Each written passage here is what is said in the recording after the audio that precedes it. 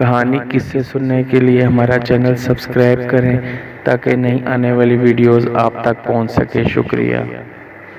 ایک بار حضرت جنید بغدادی مسجد شنیزیہ میں تشریف فرما تھے اور کسی جنازے کے منتظر تھے۔ اسی دوران مسجد میں ایک فقیر داخل ہوا اور اس نے لوگوں سے مانگنا شروع کر دیا۔ فقیر کا یہ رنگ دیکھ کر حضرت جنید بغدادی نے دل میں سوچا، کاش یہ شخص کسی ایک کے سامنے اپنی حاجت بیان کرتا اور اسی طرح تمام لوگوں کے آگے ہاتھ نہ پھیلاتا۔ ابھی آپ یہ سوچ ہی رہے تھے کہ میدان میں ایک جنازہ لایا گیا۔ حضرت جنید بغدادی نے نماز جنازہ ادا کی اور گھر تشریف لے آئے۔ پھر جب آپ رات کو سوئے تو ایک عجیب منظر دیکھا۔ حضرت جنید بغدادی ایک کمرے میں تشریف فرما ہے، اچانک ایک گوشے سے کچھ لوگ برآمد ہوئے۔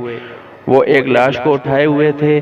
پھر وہ لاش حضرت جنید بغدادی کے سامنے رکھی گئی۔ آپ بڑی حیرت اور خاموشی سے اجنبی انسانوں کا یہ عمل دیکھ رہے تھے۔ جنید، اس کا گوشت کھاؤ۔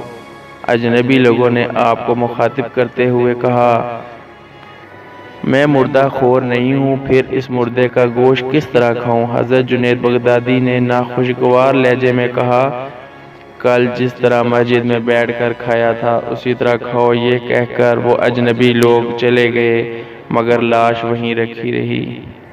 حضرت جنید بغدادی فوراً سمجھ گئے کہ انہیں اس طرح تنبیہ کی جا رہی ہے۔ آپ نے غور سے لاش کی طرف دیکھا۔ یہ اسی فقیر کی لاش تھی جو مسجد میں بھیک مانگ رہا تھا اور جسے دیکھ کر حضرت جنید بغدادی نے دل میں سوچا تھا کہ کاش یہ شخص کسی ایک کے سامنے اپنا دست طلب دراز کرتا۔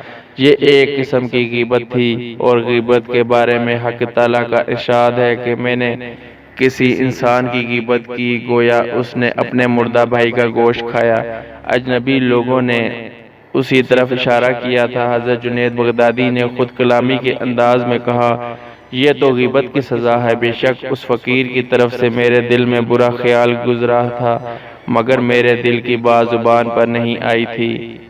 فوراً ہی ایک صدائے غیب سنائی دی، جنید، تم جس مرتبے کے انسان ہو اس کے دل میں اس قسم کا خیال گزرنا بھی ویسا ہی گناہ ہے جیسا کہ کسی دوسرے انسان سے عملی طور پر سرزد ہو۔ یہ سن کر حضرت جنید بغدادی پر ریخت طاری ہو گئی اور آپ نے نہایت عاجزی کے ساتھ توبہ کی، خدایا، میں نے اپنے نفس پر بڑا ظلم کیا ہے۔ اگر تو نے مجھے معاف نہیں فرمایا اور میرے حال پر رحم نہیں کیا تو میں خسارے میں پانے والوں میں شامل ہو جاؤں گا۔ جیسے ہی حضرت جنید بغدادی کی زبان سے یہ الفاظ ادا ہوئے وہ لاش غائب ہو گئی۔